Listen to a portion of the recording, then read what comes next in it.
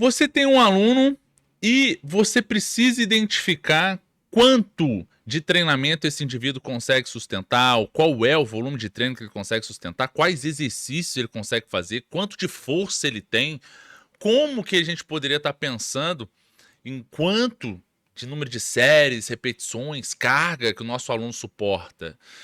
Isso se chama nível de treinamento físico e é uma importante variável atribuída à prescrição do treino. Mas a pergunta é, como é que você sabe que o teu aluno é muito bem treinado ou não é tão bem treinado, ele é avançado? E aí? Será que a gente só vai ficar no, eu tenho que dar uma olhada no shape dele, tira a roupa aí, deixa eu dar uma olhada. Pô, não é assim, né? Então, nesse vídeo, eu vou mostrar para vocês como a literatura científica nos mostra e como identificar esse nível de treinamento. Mas somente depois da vinheta. Então, roda a vinheta.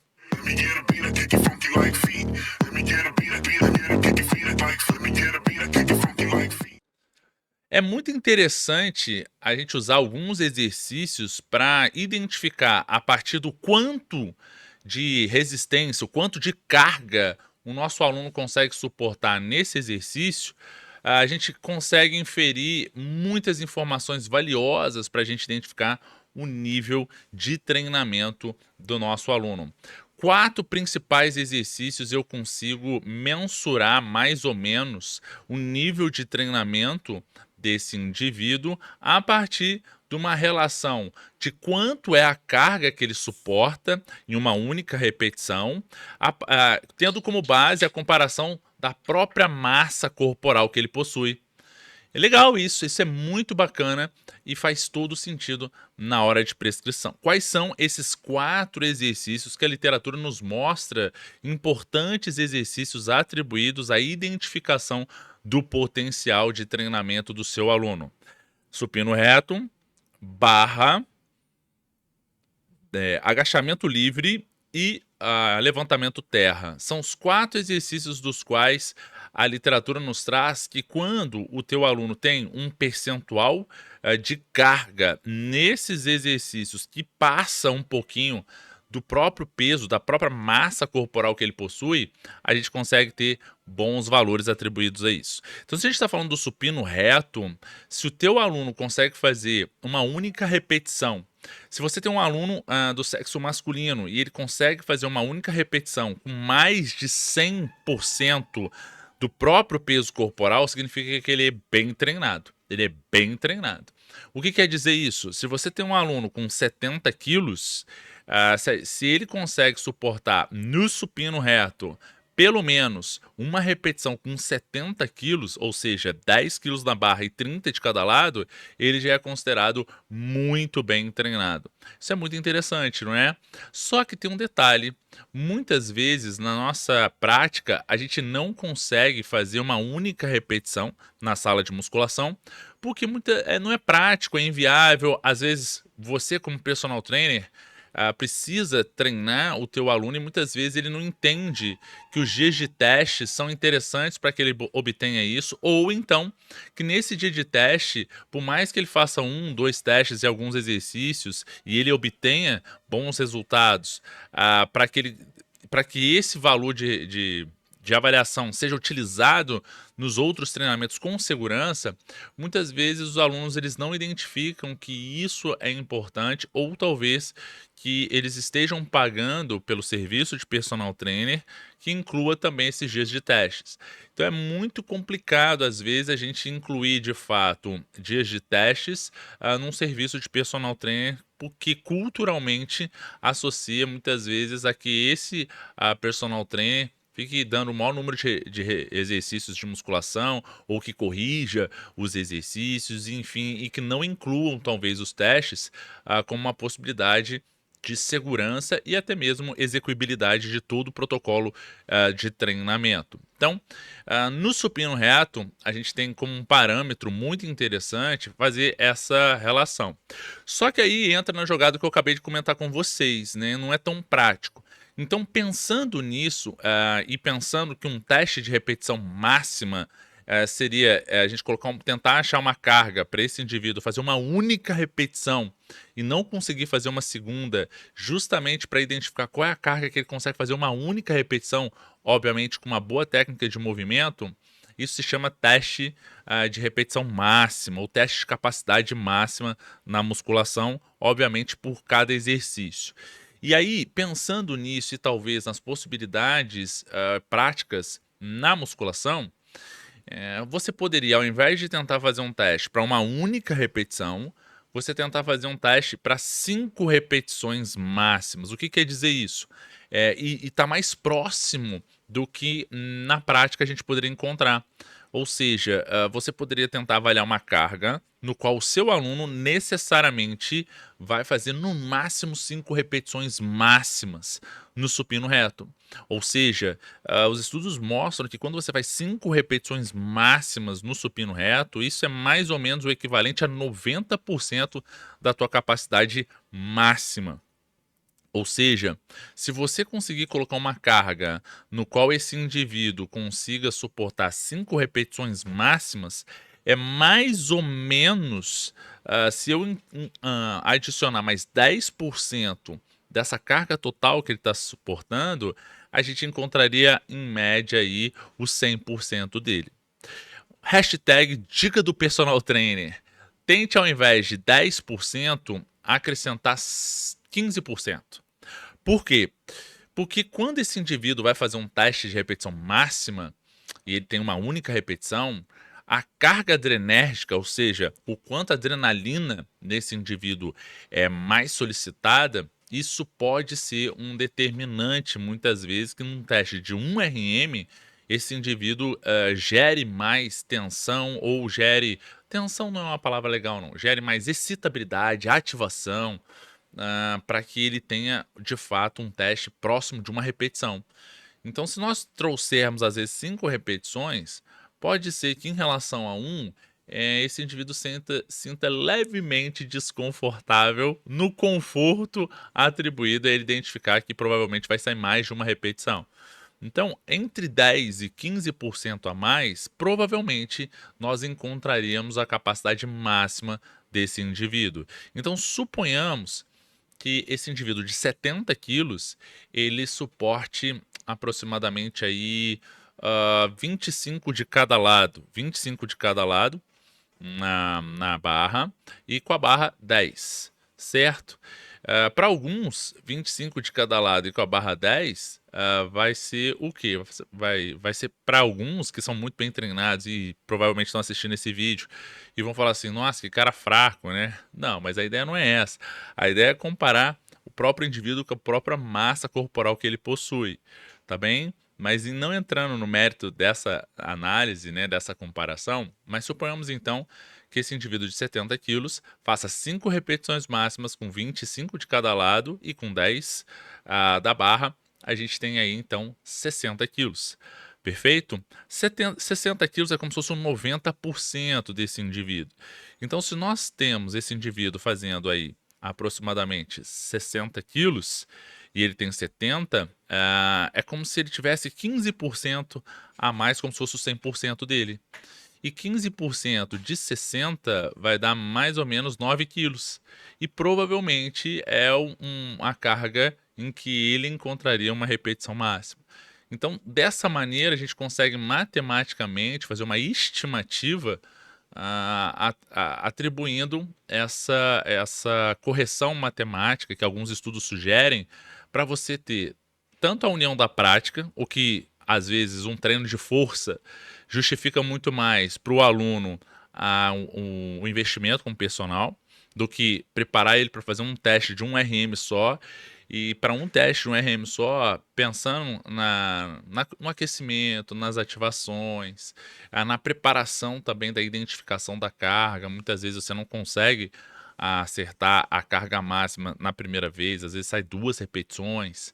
Então, novamente, você precisa esperar pelo menos aí, no mínimo, uns 7, 10 minutos para fazer depois um teste bem legal, bem próximo dessa recuperação de 100% da fosfocreatina, que é o principal substrato energético que não vai dar força na musculação. Então poderia ser uma justificativa de você trabalhar dessa maneira, sempre utilizando a prática como uma comparação, mas não deixando de utilizar os critérios metodológicos ou científicos para você implementar na prática uma associação bem legal de um exercício feito até 5 repetições máximas, que isso diretamente está associado a 90% do máximo de contração para aquele movimento daquele exercício, e provavelmente você faz um ajuste corretivo matemático para que você tenha uma ideia de quanto seria talvez o 100% desse indivíduo, até mesmo para você depois traçar prescrições com 85% da repetição máxima, o que é mais ou menos 6 repetições máximas, e até aí 70% da repetição máxima, que gira em torno mais ou menos aí de 15 repetições, mais ou menos. Então, assim, são valores interessantes para a gente poder estar trabalhando na prática, e que você consiga, de alguma maneira, direcionar um treinamento bem legal, mas inferindo principalmente uma análise de qual é o nível de treinamento do seu aluno, único e exclusivamente utilizando o supino reto como um parâmetro. Um segundo parâmetro muito interessante é uma barra. Fazer uma barra, né? Ou seja, fazer uma flexão de cotovelo na barra é muito interessante. Por quê?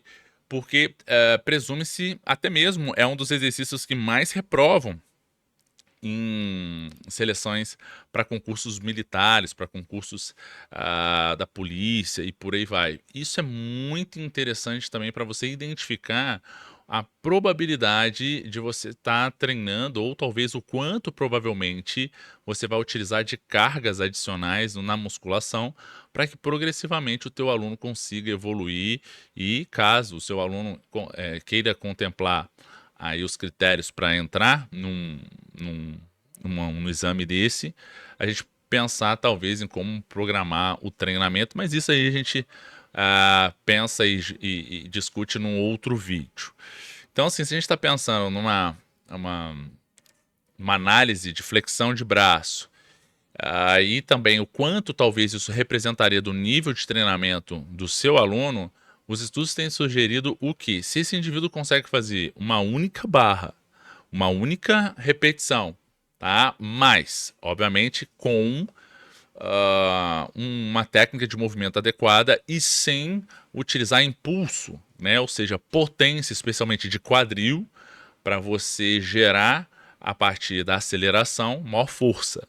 Então, nós não estamos falando aí de uma única repetição no qual a gente gera potência principalmente de quadril, para ganhar impulso e, consequentemente, fazer esse movimento com um aumento da velocidade.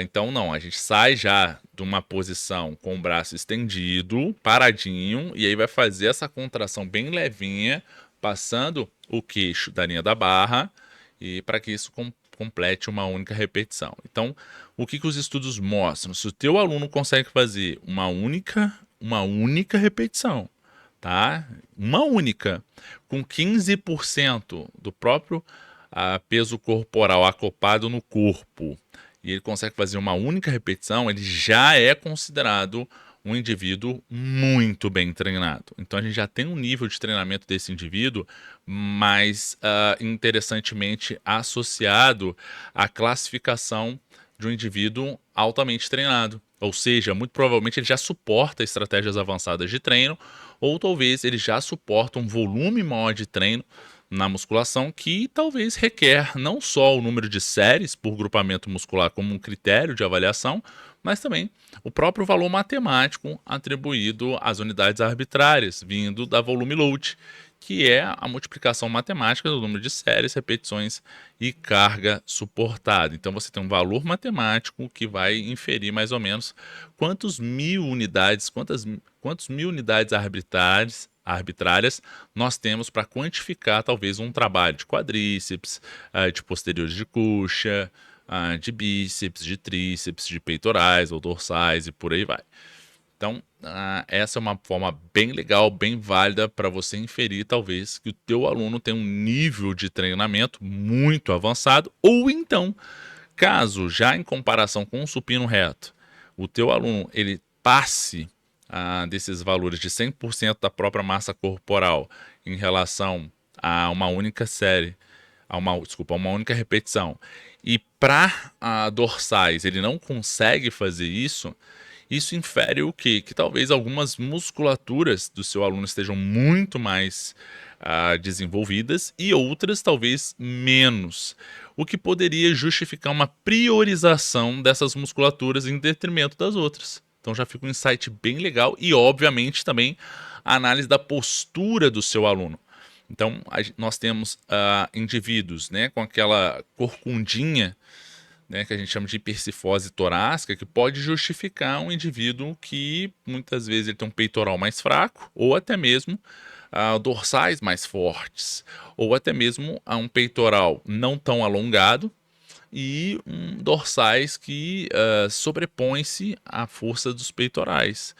E isso requer o quê? Uma análise criteriosa que, por mais que esse indivíduo seja muito forte em dorsais ou muito forte em peitorais, a justificativa de proporcionalidade dos exercícios ou das séries poderia ser, independente do nível de treinamento do indivíduo, priorizada em função dos desequilíbrios musculares ou dessa postura que está um pouquinho inadequada para esse indivíduo. Terceiro exercício é o que? Agachamento. Então, o agachamento ele é um exercício muito interessante para você avaliar o nível de treinamento do seu aluno. Então, suponhamos que você tenha um aluno no qual o agachamento é um exercício muito recorrente na prescrição. Como é que a gente pode identificar isso? Mesma relação que nós temos com uma repetição máxima. Então, procurar talvez encontrar uma carga no qual o teu aluno faça uma única repetição seria uma justificativa. Mas entra também naquela mesma discussão que eu fiz com vocês com o supino reto. Né? Na prática, muitas vezes a gente não tem a aplicabilidade ou, de fato, toda a logística, infraestrutura para estar conseguindo fazer um teste de um RM numa academia e, às vezes, no horário de pico. Né? Isso, às vezes, é irrisório. Mas o que a gente pode fazer é utilizar aquela estimativa que eu ensinei para vocês. Ao invés de tentar uma única repetição, tentem fazer, no caso, um percentual mais próximo desse 100%. Então você pode trabalhar com cargas que o teu aluno necessariamente passa 5 repetições máximas, tá bem? Acha uma carga no qual seu aluno não passe de 5 repetições máximas. Analisa o movimento dele. Então, para esse teste, todas as repetições, a gente tem que quebrar a paralela, né? Ou seja, a flexão de joelho necessariamente tem que passar de 90 graus, inclusive evitar flexões de joelhos no agachamento a 90 graus reduz o estresse retopatelar na patela. Então já é um insight bem legal no qual o ponto onde você vai finalizar essa fase excêntrica seria pelo menos aí 100 graus de flexão de joelho, ou seja, quebrou um pouquinho a paralela, desceu um pouquinho o quadril em relação à linha do joelho, já tá bom. E é claro que quanto mais a gente tem essa flexão, mais a gente mais a gente ativa também, mais a gente solicita as musculaturas de glúteo para estar auxiliando também. Isso é importante, aliado para você no agachamento, de fato, fortalecer glúteos, né? Então já entra na jogada isso, mas muitas vezes esse indivíduo não consegue fazer isso porque a mobilidade articular dele é reduzida. E começando pelo tornozelo. Se esse indivíduo tem mobilidade articular do tornozelo reduzida, o agachamento vai ser horrível.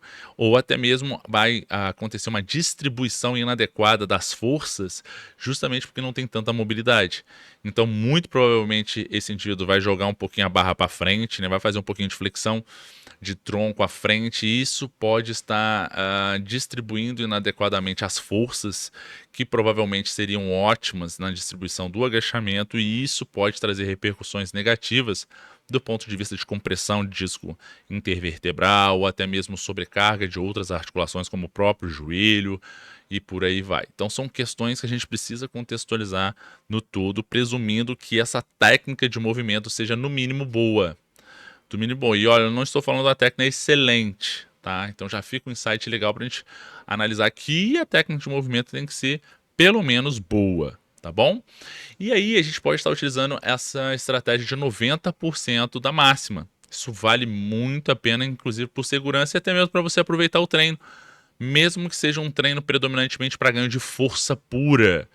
Isso é muito legal, muito bacana, pelo menos um mês ao longo do ano. Seria interessante você reservar aí 4 a 5 semanas, única e exclusivamente para fazer esse treino de força pura. Vale muito a pena, inclusive, para que nos outros meses, quando você voltar a trabalhar com um maior número de repetições, você aproveite esse ganho de força que você teve necessariamente nesses meses e, consequentemente, juntando com o número de repetições e o número de séries, você potencializa a tua capacidade de ganho de massa muscular, porque você vai potencializar o valor matemático do volume, porque você tem mais força agora. Então é uma justificativa muito válida e interessante. Você já aproveita também para analisar o nível de treinamento do seu aluno ou até mesmo como um critério de comparação e monitoração da evolução dele. Então, pensando nisso, 90% significaria o quê? 5 repetições máximas nessas condições, nesses critérios. Para ter uma associação, talvez, desse indivíduo altamente treinado, se fosse uma repetição máxima, os estudos mostram que ele teria que atingir pelo menos 120% do próprio peso corporal, tá? Da própria massa corporal. Então, ou seja, se esse indivíduo de 70 quilos agachasse uma única vez e não conseguisse fazer uma segunda repetição, esse valor deveria ter no mínimo 84 quilos. 84 quilos, ou seja, uma única repetição ele deveria fazer 84 quilos. Isso significaria o quê? Significaria que esse indivíduo tem aproximadamente aí 120% do peso corporal. E isso é muito legal e válido, por quê? Porque é um critério de identificação do nível de treinamento do indivíduo que você pode utilizar também para o agachamento. Então, se nós agora estivermos pensando que na prática talvez uma única repetição máxima não aconteceria, até mesmo por conta dessas questões operacionais, você poderia estar utilizando 90% com 5 repetições. Só que não seria 120% em relação à massa corporal o critério de comparação. Então a gente estaria falando aproximadamente aí 108%. 108%. Ou seja, porque se eu reduzir 90% da minha máxima para achar 5 repetições, eu também vou reduzir 10% desses 120% que seria o critério de identificação desse indivíduo como muito bem treinado. Então, se eu fizer 5 repetições com 108% da própria massa corporal, provavelmente já é um critério de identificação que eu estou muito bem treinado com o meu aluno, né? O meu aluno está muito bem treinado e eu tenho um critério de classificação para esse indivíduo. Então, pensando nisso, nós teríamos aí aproximadamente 90% em relação ao máximo que ele consegue suportar. Então, esse máximo que ele consegue suportar precisa ser quantificado, mas provavelmente, se ele consegue fazer aí uma repetição máxima com 70 quilos, né?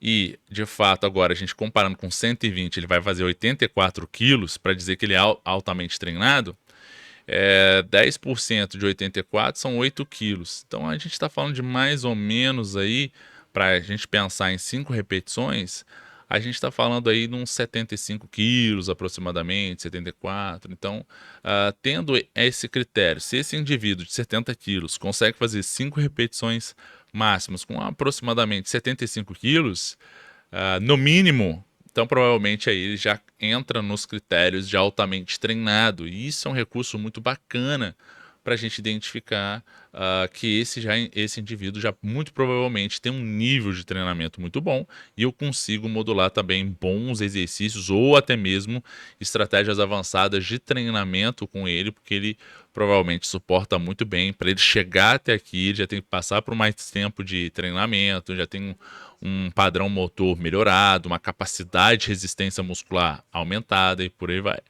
Então, para o agachamento, a gente tem 120% dentro desses critérios, justificando ali esses 10% a menos para fazer 90%. Fazer 5 repetições máximas, o que provavelmente ele vai encontrar na prática, a gente trabalharia com essas questões. E por último, mas não menos importante, levantamento terra. Levantamento terra por si só, a gente já pode pensar que é um critério para esse indivíduo ser classificado no mínimo como treinado. Por quê? Porque é um exercício que necessita coordenação, resistência, ativação síncrona das musculaturas estabilizadoras de coluna, a retração das escápulas, a ativação da parede abdominal e, obviamente, as musculaturas-alvo, né, posteriores, com glúteos e até mesmo quadríceps. Então, pensar talvez que esse é um exercício com um grau de recrutamento motor e estabilização maior, por si só, já pode ser considerado um critério para identificar que esse indivíduo é bem treinado. Mas pensando na relação de carga e levando em consideração tudo aquilo que a gente já falou, e agora eu vou ser mais resumido, quanto que os estudos mostram que para uma única repetição de levantamento terra, já é considerado treinado esse indivíduo, aquele que faz uma carga, uma única repetição no terra, acima de 150% do peso corporal. Ou seja, se esse indivíduo tem 70 quilos, a gente está falando em uma única repetição, esse indivíduo precisa fazer com 105 quilos. 105 quilos. Então, pensar talvez com a barra tem 10 quilos, mais ou menos esse indivíduo aí vai estar fazendo esse terra aí com pelo menos aí 45 de cada lado, aproximadamente aí. Então, é mais ou menos esses são os critérios que a gente precisa identificar. Tá? 45 quilos de cada lado aumentou um pouquinho, né? 45, 45, 90, com 10 da barra 100, né? A gente falou 105 quilos, mas é mais ou menos um pouquinho a mais, mas só para a gente ter uma ideia. Então é 47,5, pronto, vai, 50 quilos, pronto, que seja. Ou, evidentemente, diluir isso para 90% desse valor e fazer 5 repetições máximas. Então, é um critério interessante para você identificar, talvez, na prática, até com 5 repetições máximas, o quanto a gente poderia estar inferindo em relação ao deadlift, em relação ao levantamento terra, e ter uma ideia do nível de treinamento do nosso aluno. Legal, não é? Bacana. Se você gostou desse vídeo, não deixe de curti-lo, né? Coloque nos comentários o que você achou, o que você não entendeu. Eu entendo que são questões técnicas, eu entendo que às vezes para algumas pessoas ficou difícil, mas poxa, coloca aqui seu comentário, o que você achou. Vamos estender um pouquinho a nossa discussão.